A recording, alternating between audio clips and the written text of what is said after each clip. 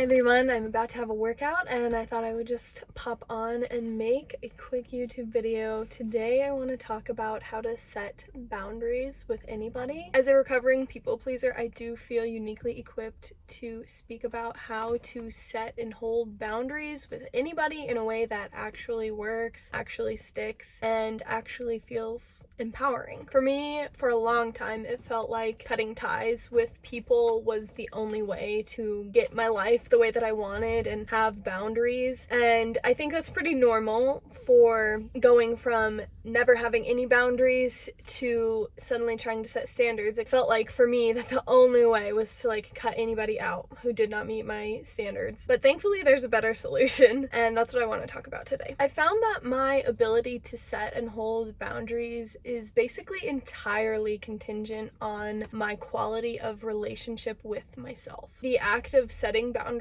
at all requires a level of self-respect and self-love to even have the desire to set boundaries. And this is its own whole can of worms, right? Because now we have to get into the conversation of, okay, well, how do I set boundaries if I don't respect and love myself? How do I start to love and respect myself? And the best way that I found to improve my relationship with myself is by increasing my self-trust. And basically that just boils down to doing what I say I'm going to do. And one of the ways that you do what you say you're going to do is to set boundaries and actually hold them. So it's not a vicious cycle, it's a really positive cycle. The more that you set boundaries and hold them, the more that you build self-trust, which enables you to set and hold better and better boundaries on and on and on. The more you set and hold boundaries, the more your self-trust grows, and the better you get at setting and holding boundaries, because your boundaries are your standards for life. That's how I really like to think about them. Boundaries actually have little to nothing to do with other people. They're almost completely internal, right? They really don't require anyone else to do anything else. All it requires is for me to have a standard and to take action when that standard is not being met. An easy way to illustrate this is if you have somebody who's chronically late in your life. Setting a boundary in an external way that's kind of not very empowering would be like, you're not allowed to be late anymore for our meetings, right? And that's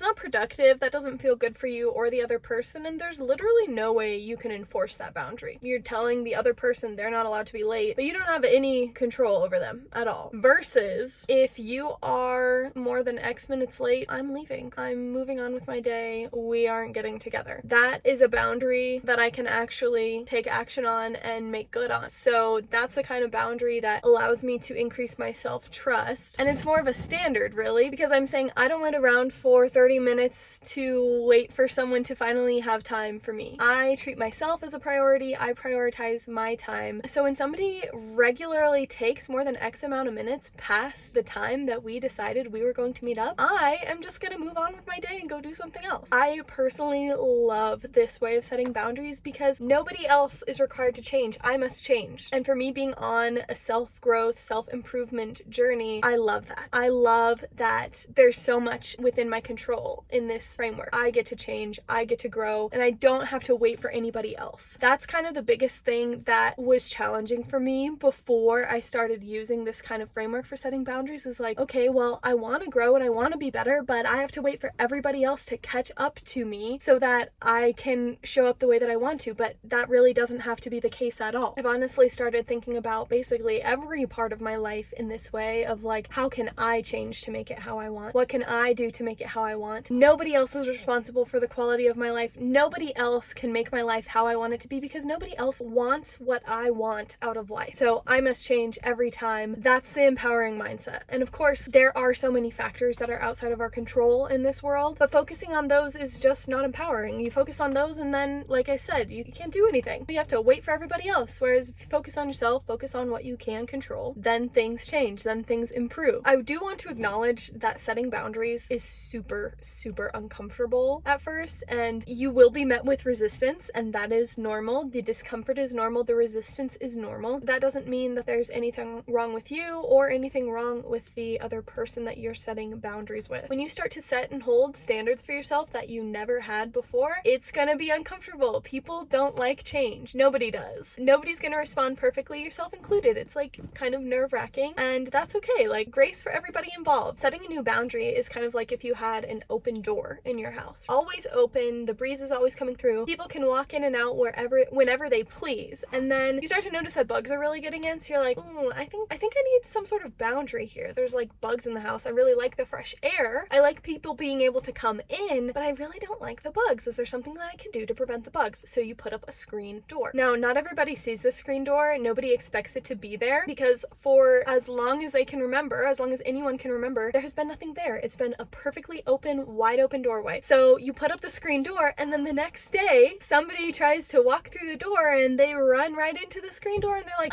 what is this screen door doing here? This is so stupid. And it's not stupid, but it's new and it's unexpected, and people don't like change. So of course they're going to be annoyed, but in time they'll see that the screen door opens and they can still come in, but the bugs can't come in with them. And yeah, it makes perfect sense that somebody's going to be a little bit ticked off the first couple times that they run into something that wasn't there before, and maybe they bump their head and it's a little bit like embarrassing and uncomfortable. That's fine. That's like part of the process. So that's my little framework for setting boundaries, and that's all well and good, but then comes the actual crunch time of deciding what my standards in life are, what your standards in life are. What are they? For me, this means I need to look at all the different areas of my life and see, where am I lacking standards? Where do I not like how things are? Where am I feeling a lack of self-trust and a disconnect from myself? And what do I need to do to make things how I want it? And I always try to think about my standards for life from the perspective of how raising my standards can improve the quality of life for myself and others, everybody that I'm in a relationship with. Because it's not about me. It's about me and the whole rest of the world. It's about how I can move through life in a way that feels good to me without also bulldozing everybody else. I want there to be symbiosis, and I want to be able to share and experience life with others. What standards do I need to have for myself in order to be able to do that in the way that I want? Like, I don't want my boundaries to isolate me. I want them to make moving through the world more enjoyable, more possible, more enlivening and more exciting and more fun. So that's the perspective that I take when it comes time for me to actually set a boundary or raise a standard in my life. But then once I have found those areas and once I have raised that standard, it then comes time for me to do my best to hold the standard. And that means taking my own personal action to meet that standard. Because again, all that I can control is myself. Consistency really does matter here, and it usually for me does require a little bit of willpower, because I don't totally want to do it. It's so uncomfortable, it's so new, and I know that it's the screen door that I put up is probably going to cause at least one person to be like, oh, what is that doing there? That's so stupid. That doesn't mean it's wrong. And at this phase, I try as best as I can to just keep my emotions out of it. It's not personal that somebody has crossed a boundary or that my standards in my life are not being met. It's all data, right? It's like tick, tick, tick, tick, tick, tick. Oh, the standard is not being met. How do we take action?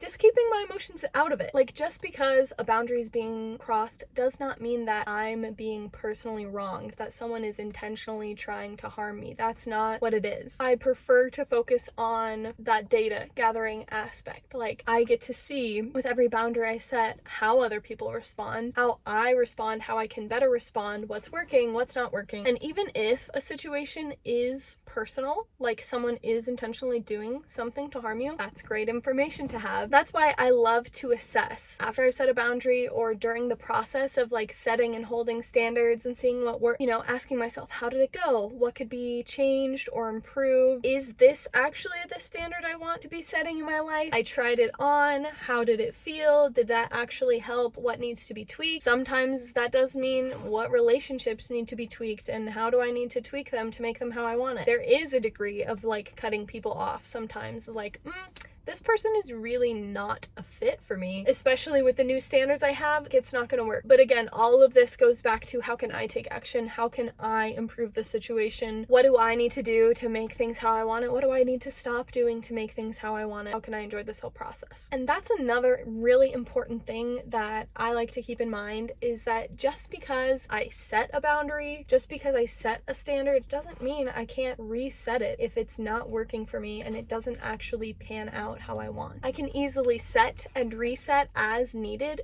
based on the results that I'm getting. Like, this is a constant feedback loop. And as long as I'm taking action, trying standards, holding standards for myself, if they're not quite right, that's fine. I can change them. I can figure out what works and what doesn't. All of it comes down to just trying, just acting, just putting it out there. And the more reps that you get, the more practice that you get with this, the more graceful you become at setting and holding a boundary. Sometimes, especially at first, it can be like really hard to do it in a way that feels like you're not being mean. And sometimes you are being mean the first couple of times you try to set boundaries, but as you keep going and growing and progressing, you're able to do it in a way that's not emotional, not cruel, fully taking responsibility for yourself, not putting anything on anybody else, and it makes your relationships better. So that is how I set and hold boundaries in a way that actually works for me. If you found this video helpful at all, please make sure to like and subscribe and comment down below what areas of your life do you need to raise the standard, because that's what this year is really all about for me, and I encourage you to do the same. Raise the standard, hold the standard, build that trust with yourself, and just make your life exactly how you want it. Thank you.